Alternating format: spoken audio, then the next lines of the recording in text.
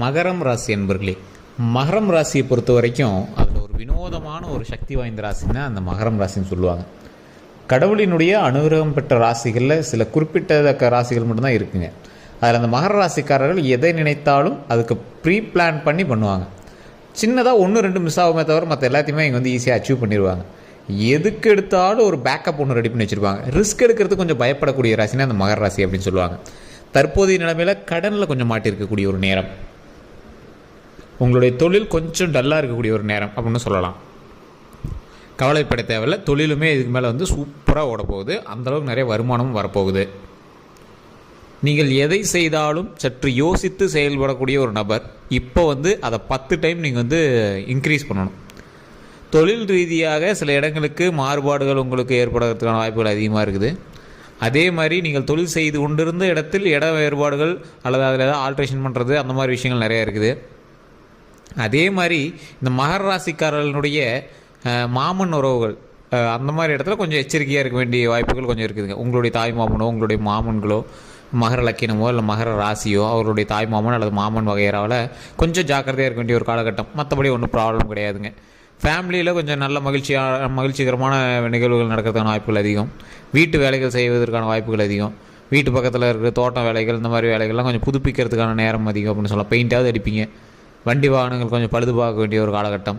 மருத்துவ ரீதியான செலவுகள் கொஞ்சம் இருக்கிறதுக்கான காலகட்டம். டைஃபாய்டு, இந்த காய்ச்சல், ஏதாவது சின்ன சின்ன காய்ச்சல்களாவது இருக்கும், அதுக்காக நம்ம செலவு பண்ணியிருப்பீங்க. இல்லை உங்களோட உறவினர்களுக்காக நீங்கள் மருத்துவ ரீதியான செலவுகள் பண்ணியிருப்பீங்க. இந்த மாதிரி நிறைய விஷயங்கள் வந்து பண்ணியிருப்பீங்க. அது மட்டும் இல்லாது இந்த ராசிக்காரர்கள் ஒரு எச்சரிக்கையான ஒரு சில விஷயத்தை நீங்கள் பண்ணி ஆகணுங்க. எந்த மாதிரி விஷயம் அப்படின்னா, இந்த ராசிக்காரர்களுக்கு தொழில் சம்மந்தப்பட்ட எந்த ஒரு விஷயம் பண்ணிங்க அப்படின்னாலும் சின்ன சின்ன தடங்கல்கள் வந்து தான் அது வந்து சரியாகுங்க. எதை பண்ணிங்கனாலும் சின்ன சின்ன தடங்கல்களை நீங்கள் வந்து டச் பண்ணி தான் அடுத்த ரீஜியனுக்கு நீங்கள் வந்து போயாகணும். அதே மாதிரி இந்த ராசிக்காரர்கள் எந்த ஒரு தொழிலுக்கு போய் நீங்கள் நின்னீங்க அப்படின்னாலும் எவனாவது உங்களுடைய எதிரி உங்கள் பின்னாடியே தான் சுற்றிட்டு இருப்பான். உங்களை மாதிரியே ஒருத்தன் பண்ணுறவன் உங்ககிட்ட வேலை பார்த்துட்டு போய் இன்னொருத்தன்கிட்ட வேலை பார்ப்பான். இல்லை உங்ககிட்ட வேலை பார்த்துட்டு போய் அவன் தனியாக தொழில் தொடங்கியிருப்பான். சரி, ஒரு எக்ஸாம்பிளுக்கு நீங்கள் டீ கடை வச்சுருப்பீங்க, உங்களுக்கு எதிர்க்கவே அவன் வந்து டீ கடை வைப்பான். ஸோ இந்த மாதிரி விஷயங்கள் உங்களுக்கு நடக்கிறதுன வாய்ப்புகள் அதிகம். ஸோ அந்த விஷயத்தில் கொஞ்சம் ஜாக்கிரதையாக இருந்துக்கணும். அதே மாதிரி சொந்த பந்தங்கள்கிட்ட நீங்கள் தொழில் ரீதியாகவோ பண ரீதியாகவோ விஷயங்கள் பண்ணிட்டு இருந்தீங்க அப்படின்னா தற்போதைய நிலைமையில் தேவையில்லாத மனஸ்தாபங்கள் இருக்கிறதுனால காலகட்டம். ஸோ அந்த விஷயத்தில் கொஞ்சம் கவனம் செலுத்துங்க. அதை கொஞ்சம் பார்த்து பக்குவமாக இருந்தீங்க அப்படின்னா ரொம்ப நல்லதுங்க.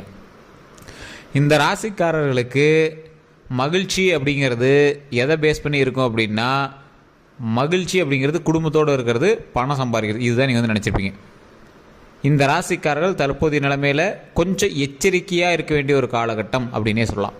நடுநிலையில் நீங்கள் நிற்பீங்க. எதை பண்ணலாம் அதை பண்ணலாமா, என்ன பண்ணுறனே தெரியல சார், நடுவில் நின்றுட்டுருங்க, என்ன பண்ணுறனே தெரியல, ஒரு ஐடியா இல்லாமல் நின்றுட்டுருக்கு சார் அப்படிங்கிற மாதிரி நீங்கள் நின்றுட்டுருப்பீங்க. அந்த குழப்பம்லாம் இனிமேல் வராது, பிரச்சனையே இல்லை. அந்த குழப்பம் இருப்பவர்கள் தயவுசெய்து ஒரு டைம் நீங்கள் வந்து ஜாதகத்தை செக் பண்ணிக்கோங்க. தசாபுத்தி என்ன நடந்துகிட்டு இருக்குது, உங்களுக்கு இப்போ எப்படி போயிட்டுருக்கு அப்படின்னு ஜாதகத்தை செக் பண்ணிக்கோங்க. இல்லை சார் எங்களுக்கு லோக்கலில் ஜாதகம் பார்த்தா ஒன்றும் செட் ஆகலை, மேட்ச் ஆகலை, சாட்டிஸ்ஃபை ஆகலை அப்படிங்கிறவங்க மட்டும் கீழே டிஸ்கிரிப்ஷனில் நம்பர் இருக்குது, அந்த நம்பருக்கு ஃபோன் பண்ணி நீங்கள் வந்து பேசி தெரிஞ்சிக்கலாம். கண்டிப்பாக பிஸியாக தான் இருப்பாங்க. கொஞ்சம் உங்களுக்கு நல்ல நேரம் அமைஞ்சிச்சு அப்படின்னா பதில்கள் உங்களுக்கு உடனடியாக வரும். ஏன்னா ஒருத்தர் நல்ல நேரம் இருந்தால் மட்டும்தான் அதுக்கு நீங்கள் என்ன பண்ணணும் அப்படிங்கிறதுக்கான ஆன்சரே கிடைக்கும். ஸோ நீங்கள் ஃபோனில் நீங்கள் பேசுகிறதுல நீங்கள் தெரிஞ்சிக்கலாம் உங்களுக்கு நல்ல நேரம் இருக்கா என்னங்கிறது. ஸோ அந்த மாதிரி வாய்ப்புகளை தட்டி கழிக்காமல் நீங்கள் ஜாதகத்தை பார்த்து அதுக்கு தகுந்த மாதிரி ஸ்டெப் எடுங்க. இப்போ இந்த மகர ராசிக்காரரோட மேட்டர் வரலாம். இந்த மகர ராசிக்காரர்கள் எப்போயுமே ரிஸ்க் எடுக்காத ஒரு ஆள் அப்படின்னு சொல்லுவாங்க. ஒருத்தர் யாரோ ஒருத்தர் வந்து பணம் போட்டு ஒரு தொழில் பண்ணிகிட்டு இருக்காங்க அப்படின்னா இவர் வந்து அவரை பார்த்து டெமோ பண்ணுவார். இவர் கை காசுலாம் போட மாட்டார். ஃபஸ்ட்டு அவர் என்ன பண்ணியிருக்காரு ஒரு வருஷம் வெயிட் பண்ணுவோம், அவனுக்கு இது மாதிரி நடந்துச்சுன்னா அது மாதிரி ட்ரை பண்ணி பார்க்கலாம் அப்படின்னு ஒருத்தர் எக்ஸாம்பிளாக எடுத்து பண்ணக்கூடிய ராசிகள் இந்த மகர ராசி ஒன்று. அதே மாதிரி அதீத முதலீடுகள் வந்து போட மாட்டாங்க எந்த இடத்துலையுமே. நிலம் வாங்கினா கூட இதுக்கு செலவாயிருச்சு அப்படின்னு யோசிப்பாங்க. நிலம் வந்து அவர் கையில் தான். நம்ம ஒரு மகர ராசி இருக்காங்க அப்படின்னா நிலம் வாங்கியிருக்காங்க அப்படின்னா நிலம் வந்து நம்ம கையில் தான் இருக்க போகுது. ஆனால் அதுக்கு செலவாயிருச்சு அப்படின்னு யோசிக்கிறது.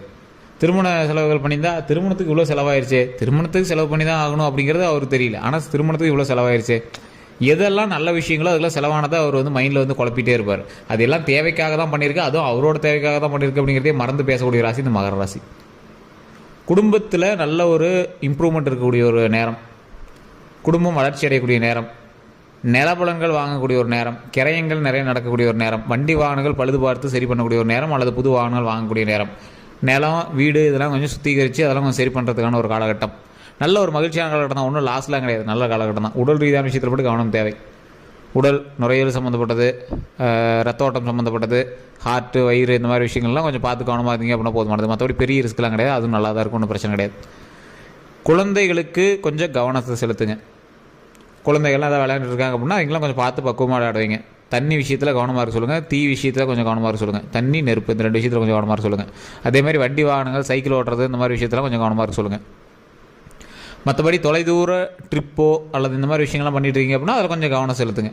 அதை கொஞ்சம் பார்த்து பக்குவமாக போயிட்டு வாங்க. லாங் ரேஸு, ரொம்ப லாங் ட்ரைவ் போய்ட்டுறாங்க, ரேஸ் மாதிரி ஓட்டுறோம், அதெல்லாம் இப்போலாம் கூடவே கூடாது. ஒரு 1.5 மாத காலங்களுக்கு வண்டி வாகனத்தில் ரொம்ப எச்சரிக்கையாக இருக்கணும். அதை நீங்கள் தெளிவாக தெரிஞ்சுக்கணும். அதே மாதிரி இந்த ராசிக்காரர்கள் மருத்துவ ரீதியான செலவுகள் ஏற்கனவே பண்ணியிருந்தீங்க அப்படின்னா பிரச்சனை இல்லை, இதுக்கு மேலே கவலைப்பட வேண்டாம். அதே மாதிரி தொழில் ரீதியான விஷயங்களில் இடமாற்றம் பண்ணலாம் அப்படின்னு யோசிச்சுட்டு இருப்பீங்க. இடமாற்றம் பண்ணிங்க அப்படின்னா லேபருக்கோ அல்லது தொழில் ரீதியான விஷயங்களுக்கோ கொஞ்சம் உங்களுக்கு கொஞ்சம் ஒரு ஷேக்னஸ் கொடுக்க தான் செய்யும். அதனால் கொஞ்சம் பார்த்து பக்குவமாக இருங்க.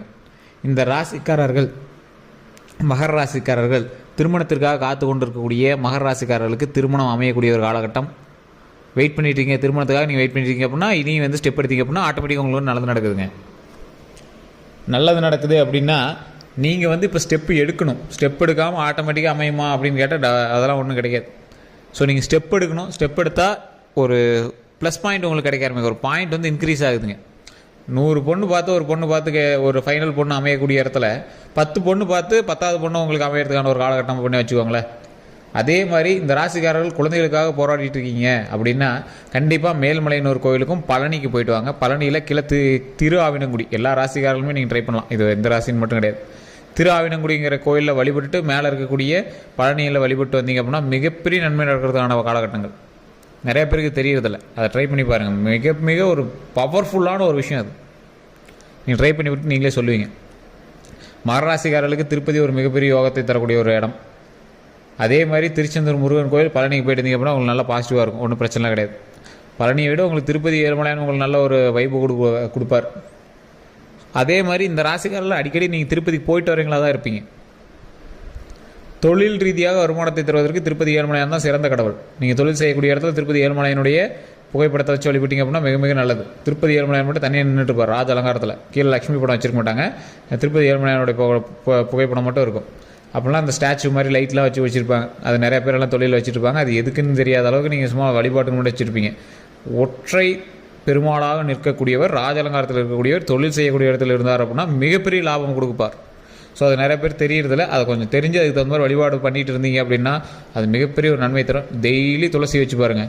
சாமி மேலே ஒரு பூ இல்லை துளசி மிகப்பெரிய நன்மை கொடுக்கும். உங்களுக்கே பாசிட்டிவ் வைப்பு தர ஆரம்பிக்கும். ஸோ இந்த ராசிக்காரர்கள் கண்டிப்பாக திருப்பதி ஏழுமலையான் வழிபாடு கண்டிப்பாக பண்ணுங்கள். தயிர் சாதம், லெமன் சாதம் அல்லது தக்காளி சாதம் இல்லைனா புளி சாதம், இந்த 4ல் ஏதோ ஒன்று உங்களுடைய சனிக்கிழமைகளில் பெருமாள் கோயில் பக்கத்தில் இருந்துச்சு அப்படின்னா உங்களுடைய வீடுகளுக்கு பக்கத்தில் இருக்கக்கூடிய பெருமாள் கோயிலுக்கு போயிட்டு அங்கே இருக்கக்கூடிய ஏழை எளிய மக்களுக்கு, அங்கே சாமி கும்பிட வரவங்களுக்கு ஒரு குண்டாவில் ஒரு சின்ன டீப் நீல நீங்கள் சாப்பாடு செஞ்சு எடுத்துகிட்டு போயிடுங்க. சும்மா சின்னதாக ஒவ்வொரு கண்டி அங்கே வடித்து கொடுங்க. அது அங்கே இருக்கிறவங்க கொஞ்சம் சாப்பிட்டோம். உங்களோட லைஃப்பில் எவ்வளோ பெரிய சேஞ்சஸ் நடக்குதுன்னு நீங்கள் அடுத்த வீடியோவில் சொல்லுவீங்க. இந்த ராசிக்காரர்களுக்கு அன்னம் அளிப்பதனால் மிகப்பெரிய நன்மை நடக்கும். அதை நீங்கள் ஒரு டைம் பண்ணி பார்த்தீங்க அப்படின்னா உங்களுக்கு தெரிய ஆரம்பிக்கும்.